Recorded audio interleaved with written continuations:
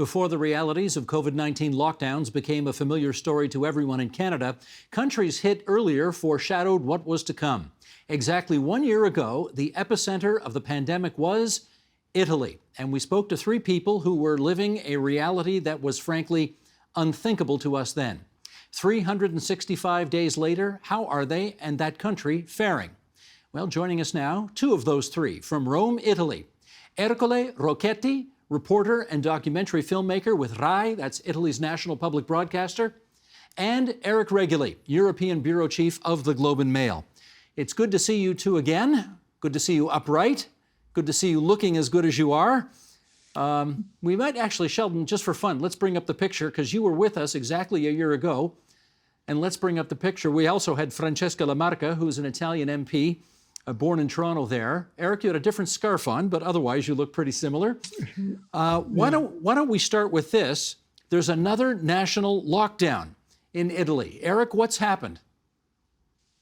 Well, what happened is that we're in a third wave. The new variants are taking over, specifically the UK variant, which is well more than half of new cases. It's, partly our own fault. We got sloppy in the last few months, and we thought the worst was over, and it wasn't over.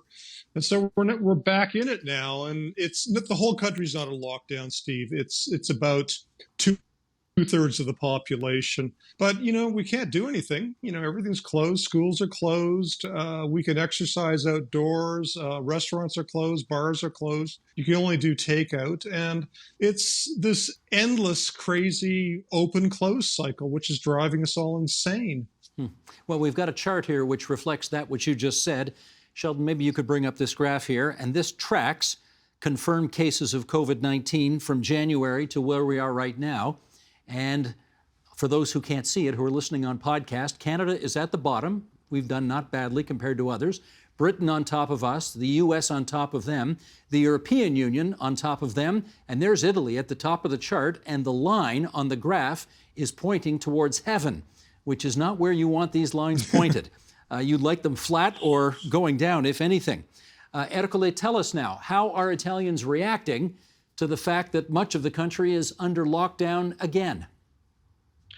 Well, when we talked a year ago exactly, my feeling was the feeling of most of the Italian was shocked, of course, because we had many people dying, but we were a bit optimistic because we thought that was something really. Was something that we had to do, this lockdown, was a sacrifice that was necessary for everybody. We were living a collective drama, but when you live a drama all together, you think that it's something better than a single drama. But by the time we had the feeling that this outbreak was fleeting, what we couldn't imagine that this was just the beginning. So the feeling we are having now, it's much more depressing, according to me, because now we have a very big problem with the economy. Many people are unemployed and will be unemployed when the prohibition of layoffs will be finishing. Many shops, restaurants, and hotels are closed. Yeah, let me jump in here because we will get to the economic story later. I still want to focus on the healthcare story. And Eric, I'm going to come back to you for that. Talk to me about the fact you've interviewed the doctor who identified the very first European case of COVID-19. We're going back a year now, more than a year. How has her life been? How has the hospital situation been in terms of flattening the curve and making sure hospitals have not been overrun?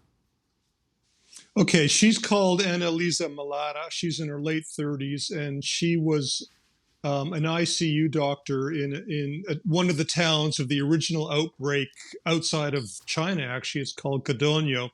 In late February, they had a problem. They had a lot of people coming in allegedly with flu. And a lot of people were very, very sick, especially older people. One young guy came in. He's called Mattia, and she thought, this is not right. She had heard about COVID, and she did a lung examination, and she was shocked by what she saw. The lungs were completely white. He couldn't breathe. He was dying. His blood oxygen was down to 50%. You're supposed to go to the hospital if it goes below 90. And she did here's the thing, Steve. She wasn't even supposed to do a COVID test. She broke protocol. Only Italians and Chinese who had come into Italy from China were getting these tests. She ordered the test, and that's the very next day. These 11 towns in northern Italy went into lockdown. I mean, she probably saved hundreds or thousands of lives by exposing this. And what's the status of the hospitals now? Well, I mean, not great. They're filling up again, and I asked her what's the lesson you learned from this? What is the lesson that Italy can learn from what you went through, what the hospitals went through? She said, you have to invest in your public healthcare system. All the hospitals were hugely unprepared. They had no PPE, they had no ventilators, they didn't have the right doctors, they didn't have enough beds. Everything was wrong because they just weren't prepared for a pandemic. In northern Italy, they have a parallel private system, and that was bleeding off a lot of resources as well. So it made the situation worse. So her bottom line was, do not give up on public health care. We lost a lot of lives because we weren't prepared. One of them that I'm glad we did not lose is the fellow you're on with right now. Ercole, last August, you got sick with COVID-19. Tell us about that. Well, it was August 19, and I was on holiday, and I was not feeling good. I had a fever, like 38 degrees, and I was not able to breathe in just a couple of days. So I went to the hospital, and they decided to record me for 5 or 6 days. And when I went back home, because I asked to go out from the hospital, they gave me a therapy because my saturation in the blood was like 90%, so I was not breathing much. And I was wondering why I was affected of pneuma. What's the name? I don't remember. Polmonite in Italian. I was affected of this problem, and now I'm thinking that it could have been COVID-19, because the story of Mattia that was talking about Eric is maybe a journalistic story, because it was the first cases that was proved that had COVID, but we know that traces of COVID-19 were found in the water in Milan in September 19. Yeah, that's sure. So who knows how many people was infected, was contagious of COVID-19 before we knew it. And Ercole, how are you doing now? Oh, I'm okay. Sometimes I forget the numbers while I'm writing. I forget some information because this is something that told me it could happen when you get COVID-19. I have many colleagues of mine that were tested positive for COVID-19. And they told me they had exactly the same symptoms. I mean, they forget the things a little bit. They are not able to write a story. They have no concentration. I mean, I don't have much this problem. I think it's much for the brief memory, the problem. But I don't know if it was COVID, but it was strange that I had this illness on August, and the other friend of mine were recovered in hospital for the same illness at the same time. Interesting. Eric, tell me, how well is Italy doing at rolling out the vaccines? It's a disaster. It's I looked at the vaccine vaccine tracker just before I came on the show, and only 3.5% of Italians have been fully vaccinated. That means they've had both doses. I think for the number of Italians who had the first dose is about 10%.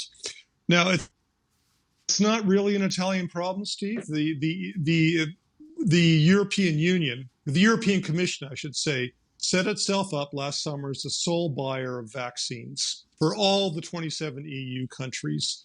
And they were slow, they were tentative, they got bogged down in legal matters like liability. And the UK embarrassed us. They ordered massive amounts of vaccines 3 months before the EU did. So the rollout here is very, very slow.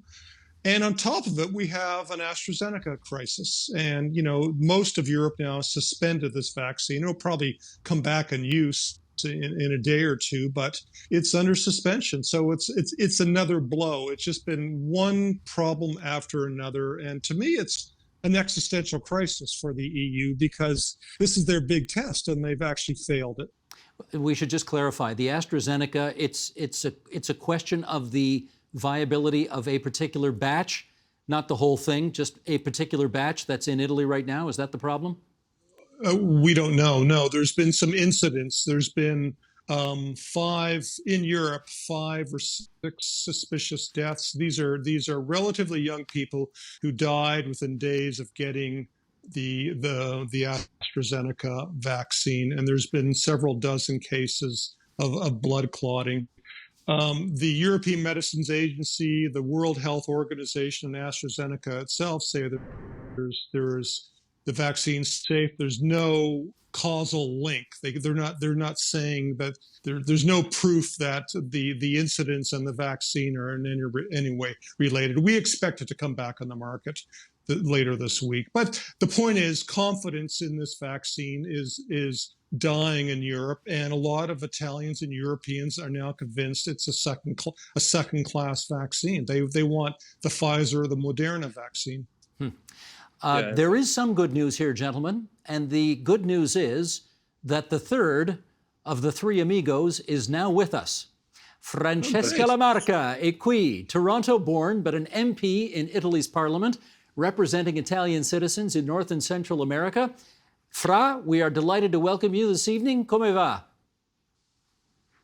Thank you so much, Steve. Thank you. I'm really happy to be here. Thank you for having me. How's the past year been for you? Just let's check in on that. Is everybody safe? Everybody feeling okay? Everyone is safe, but it's been a very difficult year. That goes without saying, not just for me, but for so many. It's been an incredibly trying time, very isolating time, and it's for everyone. I would probably say especially so for Italians who are used to living in close proximity with one another. Very stressful, to say the least. Eric, tell us this. One of the problems we've had here in Canada is that we have not, until very recently, been able to create our own vaccines in this country. We just haven't had the infrastructure to do it. Do they have that capability in Italy? Well, Italy is actually very advanced in one vaccine. It's called Reitera. It's in stage 2 trials. It's a Roman company, actually. So a lot of hope for that one. But so far, Italy does not have a vaccine on the market. What is great about Italy, though, is that there is a huge pharma sector here, which I did not realize till the pandemic broke out. So Italy, for example, is going to build a factory for the Russian Sputnik vaccine. Almost all the glass vials that the vaccine is put into, they're made in the Veneto region near Venice. The filling machines, almost all of them are made in Italy. So there's enough capacity here, is what I'm saying, Steve, that we could make in Italy a lot of vaccines in a few months' notice. And I think that is the plan now. I just want to set up the fact as well that right after this program, Ercole, you're a documentary filmmaker. Well, we are making our own contribution to this subject with a documentary called Outbreak, the virus that shook the world. And it's focused on a few nations dealing with COVID over the past year, including La Bella Italia. Let's have a look at a clip from that. Sheldon, please.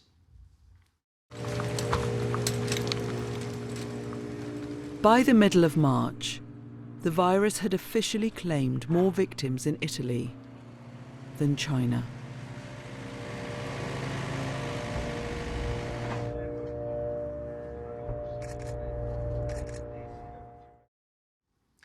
Ercole, can you tell us how have Italians come to terms with the fact that more than 100,000 of them have died? That's something we really don't know why, because we have a very old population, and but also Japan has it, and they have very, very few deaths for COVID-19. Maybe it's because of our habits. I mean, the Italians are famous to shake the hands, to kiss at the cheek, and they huge. So maybe this could have contributed for the contagious and for the outbreak in Italy. Francesca, can you share your thoughts on how Italians are dealing with so many deaths because of COVID-19? The deaths, the high death toll, well, look, today we're almost at 103,000. You cannot, as a people, there's no doubt that this has left a profound scar on us as Italians. 103,000 deaths. Now, for one, of course, it is the number of senior citizens we have in this country. We have many elderly people. It's one of the oldest countries in Europe, if not in the world, along with Japan. And also the fact that, as I mentioned earlier, that Italians live in close proximity with one another. Cities are very densely packed and people live together very closely. And so that could also have contributed to the spread of COVID. Can you also tell us, Francesca, one of the things that we've learned here in Canada is that the vast majority of people who've died were in long-term care homes. Has that been a similar problem in Italy? Yes, it has been. I mean, that's where the outbreak first started a year ago. And, you know, we're approaching, in a couple of days, we will be celebrating, or commemorating rather, a significant anniversary, because exactly 1 year ago, the death toll in Bergamo, a small city in northern Italy close to Milan, was tremendous. Thousands of deaths in one day. And we remember March 18th of last year, where trucks, military trucks, just left the city with coffins, thousands of coffins. People were cremated. There was no room left in the city. They had no place to rest these poor bodies, and so they were taken outside of the city to be cremated. And so we will be marking that anniversary very soon. In January, Parliament passed this day, which is now a national day of commemoration of the victims of COVID-19. Eric, I think we need to follow up on the economy here. Italy's economy was suffering already even before the pandemic hit. What are the prospects now post-pandemic?